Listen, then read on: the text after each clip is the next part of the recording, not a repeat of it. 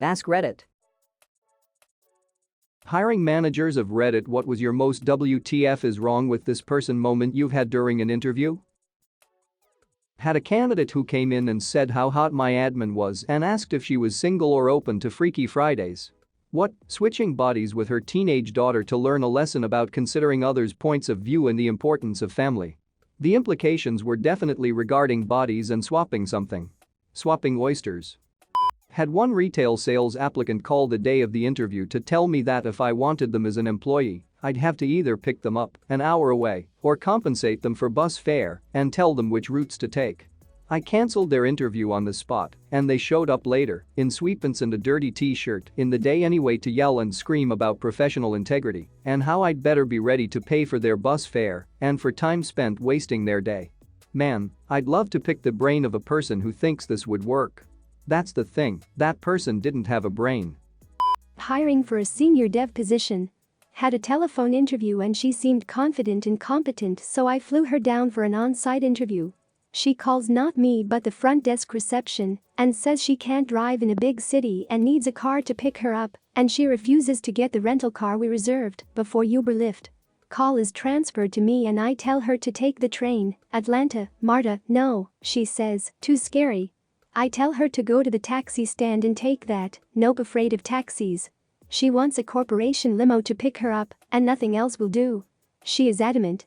I put her on hold, have a chat with my boss who says just send her home, she's too much work if she can't even handle this. I tell her thank you for taking the time to fly down, but not even our own VPs get that treatment, and to go ahead and change your ticket to fly home now. She then starts telling me she will take a taxi, etc. I said please don't bother, it will be a waste of everyone's time, thank you, goodbye. Not once when setting up her travel plans did she say she needed assistance getting from the airport. It was explained to her she would pick up a rental car at the airport. She was fine with it. No idea WTF she was thinking, but ain't nobody got time for that nonsense. How did she expect to get to and from work every day if she was hired? No, she explained that one. Company limo. That's what a benefits package is, right? Company limo to take you to work every day? I interviewed a gal once and while we were talking, I was looking over her resume. Please note that English is her first language, or else this wouldn't have humored me so much. Her mission statement on her resume was as follows. Along with my detail-oriented and organizational skills, I will encourage team to work cooperatively and creativity to provide an understanding the visual aspects of our work. This was for an admin position at a law firm. Not sure what the visual aspects of our work entailed in this position, honestly. I read it over about 5 or 6 times, worried that I was having a stroke, so I didn't really hear much of anything she said during the interview. I haven't been able to make sense of it no matter how many times I read it. I actually cut it out of her resume and have it sitting on my desk some 15 years later. Is it your guy's mission statement now? I'm going to steal this and claim it's my own work. You made this? I made this. No, I made this. I once had a candidate for an intermediate-level analyst brag during an interview that he used to work other jobs and play poker while working his primary, office, job. For example, for about 2 weeks, before he was caught and got fired from both jobs, he would take long lunches. No one knew where he went between 10:30 and 1:30. Turns out he had gotten a job making pizzas at the next-door pizza restaurant and worked the lunch rush. He also bragged about playing poker at work constantly. This was in the late 2000s, while online poker was still in its boom. He bragged these things to me as if I, a relatively young professional at the time, would think he was cool. Or maybe he thought it demonstrated his ability to multitask and still get his job done. I have no idea. Either way, we did not extend him an offer.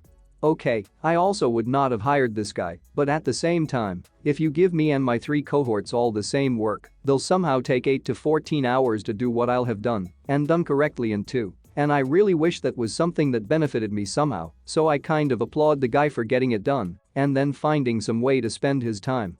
2 hours to work and the other 6 playing work on Reddit. This happens in a lot of jobs, so I see where you are coming from. I had an office job I could easily knock the day out in 3 hours. But what about the rest of the time? It's very common in office jobs. Service jobs on dead days, I see it as a warm body on call in case you're needed, so you're getting paid to wait around just in case. Man, I work 10-hour days, get paid $22.50 an hour, and of those 10 hours about 6 is spent on YouTube or Reddit or just reading a book. I fucking hate my job, it's so boring. Finding a new, more engaging job is bullshit, I swear no one is hiring in my town. Me.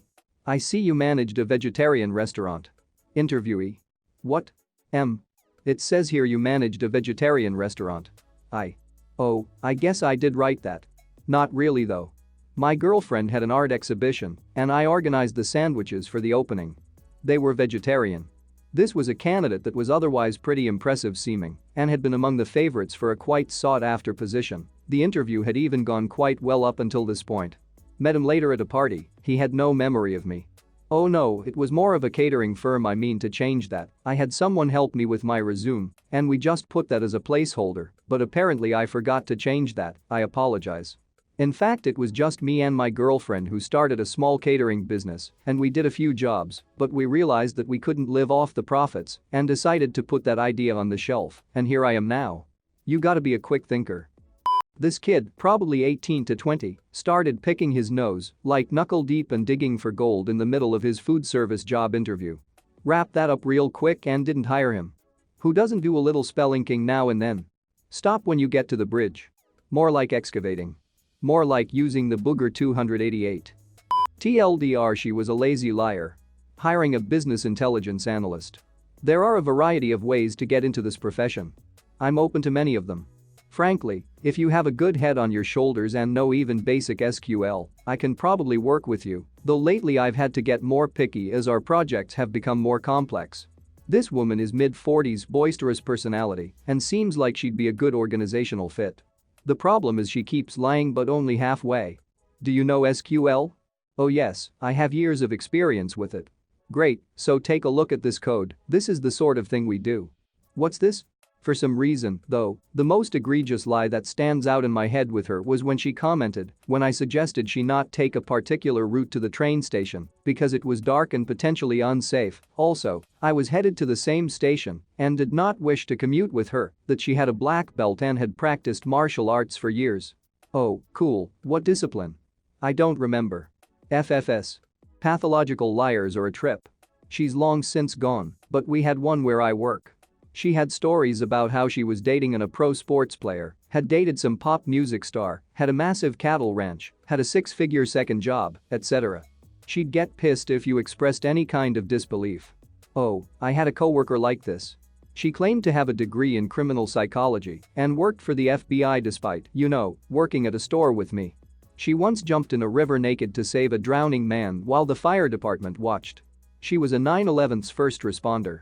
She knew martial arts. Once, a bear tried to mate with a horse she was riding, and she shot the bear with a shotgun. I felt sorry for her, but damn if her stories didn't make my shifts go by fast. What if you somehow found out it was all true? I'd love that. She'd be like some kind of crazy superhero. You would have to be crazy if you led a life full of stuff like that. Oh snap, here we go again, I'm getting too old for this shit.